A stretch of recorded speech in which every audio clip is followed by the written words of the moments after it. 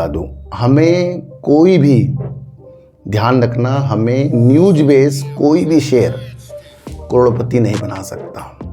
News base share जो होते हैं कभी भी मल्टीबैगर नहीं बनते। मैं आपको आज ये बता दूं, जब हमारा माइंड कुछ ऐसे शेयरों के अंदर जाता है जो न्यूज बेस चल रहे हैं, उसमें तो समय समय पर अपनी स्थितियों के अनुसार अपने प्रॉफिट की चीजों को देखा जाता है।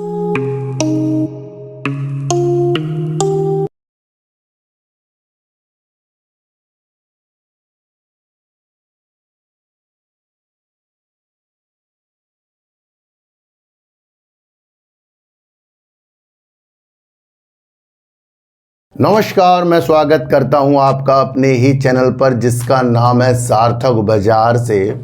आज हम बात करेंगे ब्राइटकॉम ग्रुप के बारे में, क्योंकि ब्राइटकॉम ग्रुप का क्वार्टर 4 आ गया है और क्वार्टर 4 में कंपनी ने साल दर साल अपनी सेल को बढ़ाया है, क्वार्टर दर क्वार्टर कंपनी ने अपनी सेल को कम किया है। आज इसके क्वार्टर 4 की स्थितियों को, इसके फंडामेंटल को, इसकी पुरानी चीज़ों को भी समझ कर चलेंगे और देखेंगे कि बीसीजी के अंदर आगे क्या स्थिति बन सकती है।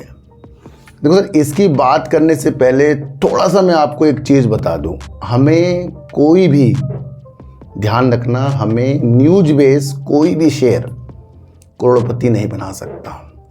न्यूज बेस शेयर जो होते हैं कभी भी मल्टीबैगर नहीं बनते। मैं आपको आज ये बता दूं, जब हमारा माइंड कुछ ऐसे शेयरों के अंदर जाता है जो न्यूज बेस चल रहे हैं, उसमें तो समय समय पर अपनी स्थितियों के अनुसार अपने प्रॉफिट की चीज़ों को देखा जाता है, क्योंकि वो न्यूज के द्वारा अपने ऊपर इन्वेस्टमेंट करा रही है। वरना आज जो गिरावट आपको इतनी ज़्यादा शेयरों के अंदर देखने को मिली, इससे देखने को क्या मिलता है भैया? आज भी जो बाजार गिरा है, कुछ लोगों ने तो प्रॉफिट कमाया होगा। वो कौन लोग होते हैं जो पहले ही खरीद कर बैठ जाते हैं, फिर उनको पता होता है कि बाजार गिर भी सकता है। दो तरीके के इन्वेस्टमेंट मैंने आपको पहले भी बताया था। एक तो होता है कि आपको बहुत अच्छा कंपनी के बारे में पता है और आप बहुत लंबे दूर तक उस कंपनी के साथ जा सकते हैं। दूसरा होता है समय समय पर एनालाइज कर कर, न्यूज बेस भी चलकर अपनी स्थितियों के अनुसार प्रॉफिट कमाना। आज बाजार की स्थितियां इतनी नाजुक है, क्या होगा कल परसों फिर से हो जाएगी। ये 3-4 महीने के अंदर जब से टैरिफ, युद्ध और अलग अलग स्थितियां बाजार के अंदर चल रही हैं, आप खुद देख रहे हैं बाजार गिर रहा है और जब उठ रहा है तो कहीं ना कहीं वो गिरने के लिए उठ रहा है, फिर वहीं पर चीज़ें आ जाती हैं। तो इस बाजार से पैसा कमाना फिलहाल के लिए असंभव है, पर फ्यूचर के लिए जो नीतियों को समझेगा उसके लिए कोई भी असंभव नहीं है।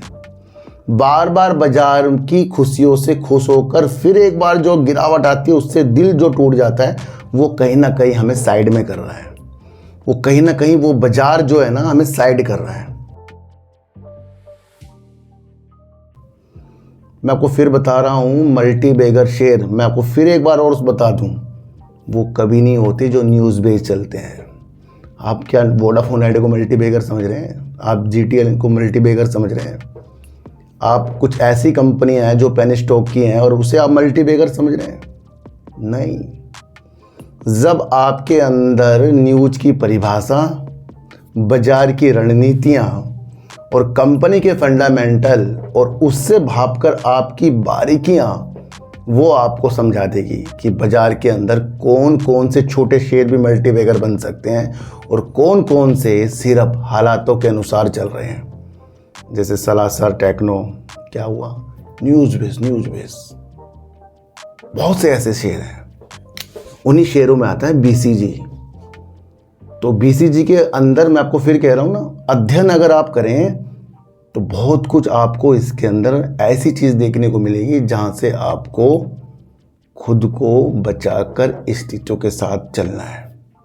फिर एक बार बता दूं, इससे पहले थोड़ा सा आपको एक बार समझा दूं, ओला कंज्यूमर एक ओले की ही कंपनी है, जो जैसे कि उबर आता है तो ओला का इस तरह की चीज़ें आती है ना, रैपिडो हो गया, इस तरह की चीज़ें होती हैं। तो ओला कहीं ना कहीं उस ओला कंज्यूमर जो उसका एक बिजनेस है उसके अंदर अच्छा हो रहा है। अब ये ओला इलेक्ट्रिक में नहीं आता भैया, ये अलग है।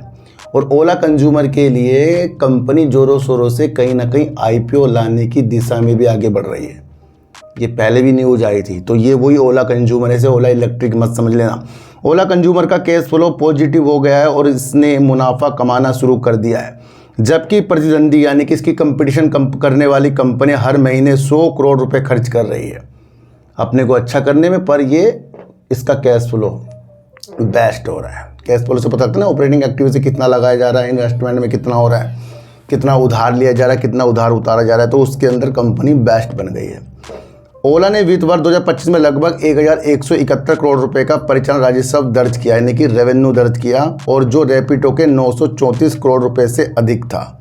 तो यानी कि तुलना कर दी गई कि यहाँ पर ओला कंज्यूमर बेस्ट, और ओला कंज्यूमर का आपको आईपीओ भी देखने को मिल सकता है। तो ये एक चीज़ बतानी थी, ये ओला इलेक्ट्रिक में ये बिजनेस नहीं आता, ये अलग से है ना। तो ये आपको समझकर चलना पड़ेगा। अच्छा, बीसीजी के बारे में आपको मैं एक चीज़ बताऊं, ये वो कंपनी है जो एडवर्टाइजमेंट में वर्क करती है। जैसे इंटरनेट के द्वारा आपके मोबाइल के लैपटॉप में कंप्यूटर में जो ऐड बीच बीच में आ जाते हैं, और ये कंपनी किसको कौन सा यूज़र को ऐड दिखाना है उसका ही ये काम करती है, समझ गए। ये देश में नहीं विदेशों में भी वर्क करती है। जिस हिसाब से कंपनी का वर्क है वहाँ से लगता है कि कंपनी बेस्ट है। और देखें, अगर कंपनी के अंदर रिजर्व 10,000 करोड़ के करीब है और उधार नाम मात्र का, उसके बाद भी कंपनी दबाव में है। क्यों? क्योंकि इस कंपनी के अंदर सेबी ने जो इन्होंने पहले नीतियां कर रखी थी, उसके अंदर ट्रांजैक्शन जो कर रखी है इन्होंने उल्टी सीधी, जो आपको पता है जहाँ से बीसीजी निगेटिव हुआ था, वो चीज़ें सेबी की नज़रों में अभी भी है। भले ही सेबी ने इनके अंदर 34 करोड़ की पेनल्टी लगा दी हो, जुर्माना लगा रखा हो, पर अभी भी ये चीज़ें ख़त्म नहीं हुई हैं। सेबी की जांच में ये इसके जो पिछले खाते हैं ना और अब के हैं, वो जांच में रहते हैं। तो ये सबसे पहले निवेशकों को समझकर चलना पड़ेगा। जिस चीज़ की वजह से कंपनी बर्बाद हुई थी, कई निवेशकों के पैसे इसके अंदर डूबे हैं, और कंपनी बीच में डीलिस्ट भी आपको देखने को मिली, हो गई थी, फिर दोबारा से आई है। तो अभी वो जो चीज़ें हैं वो चल रही हैं, और जो इसका नया मैनेजमेंट है वो कहीं ना कहीं कंपनी को सुधारने की नीतियों से आगे बढ़ रहा है, और कंपनी के वित्तीय जो परिणाम होते हैं वो घोषित करता जा रहा है। तो कंपनी के जो आपको क्वार्टर 4, क्वार्टर 1, क्वार्टर 2, क्वार्टर 3 देखने को मिलते हैं, वो कहीं ना कहीं नया मैनेजमेंट के द्वारा देखने को मिल रहे हैं, पर इसके अंदर जांच की स्थितियां अभी भी है। ये आपको पॉइंट पकड़ना है। दूसरा, ये वो कंपनी है जिसने 3 बार अपना नाम को चेंज कर दिया है। 3 बार कंपनी ने अपने नाम को चेंज किया है, और कंपनी का शेयर 2-3 रुपए से लगभग देखें तो 100 के आंकड़े को पार करके गया है ये शेयर, और अब वही स्थितियां इसके अंदर है। तो कुछ पुरानी बातें जो हैं अभी भी कंपनी के साथ लगकर चल रही है। तो ऐसे स्टॉक के अंदर बहुत ज़्यादा आपको संभलकर चलना पड़ेगा। तो ये थोड़ी सी इसकी पिछली चीज़ें थी, जहाँ से आपको ये समझना है कि कंपनी क्या वर्क कर रही थी, क्या पिछली चीज़ें हैं, क्या वो ख़त्म हो गए, क्या अभी भी हैं। तो ये सारी चीज़ें आपको समझना है, उसके बाद आपको देखना। अब इसके क्वार्टर 4 के बारे में देखेंगे। मार्केट कैप अगर हम देखें 2244 करोड़ का है, करंट प्राइस 11 रुपये करीब का है, और हाई अगर देखें 22 रुपये करीब का लगाया था जब दोबारा लिस्ट हुआ था ये, ठीक है, और 7 रुपये 70 पैसे करीब का कंपनी का लो है।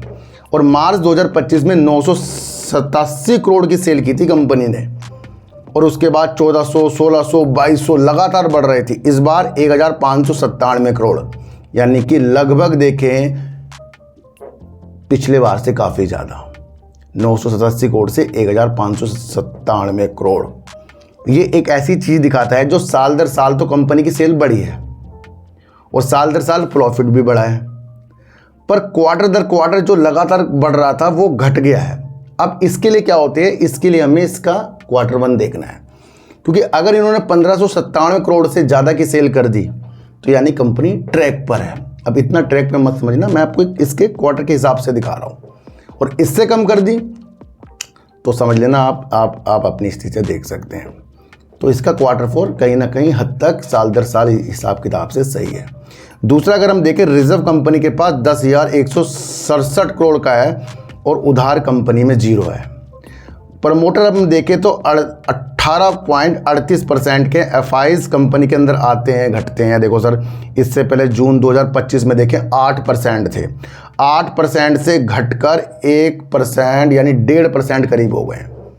कितनी ज़्यादा इसमें एफआईज ने अपनी चीज़ों को करा है और पब्लिक लगातार इसके अंदर बढ़ रही है जो 80.30% हो गई है।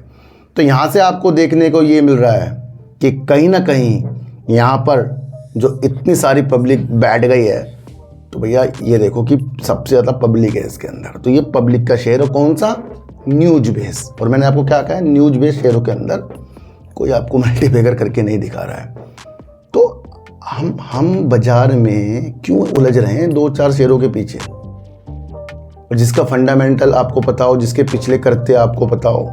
कुछ दिमाग लगाइए अगर आपको अच्छा लगता है ना। चीज़ों को समझिए। जब कुछ बेकार होता है तो सबके लिए बेकार हो रहा है। आज बाजार के अंदर शेयर गिरे तो सभी गिर रहे हैं, पर अच्छे कौन से हो जाएंगे? जो पहले ही अच्छे हैं। इतना फर्क होता है चीज़ों को समझने का। ये कंपनी जिस तरीके से इसने पहले ही अपनी चीज़ों को गलत चलत बड़ा बताया था, उसमें घिरी हुई है। तो वो सबसे निगेटिव पक्ष होता है चीज़ों के लिए कि जब वित्तीय ही चीज़ें आपको गलत बतानी है तो हम जैसे निवेशक कैसे दिमाग लगाएं कि जो इसका 10,000 करोड़ का अब रिजर्व है और 0 उधार 0 है, तो अब हम कैसे समझ लेंगे अभी भी इसका सही है ये चीज़ें। तो ये चीज़ें होती है समझने वाले ना। तो कभी भी खुश नहीं होना है।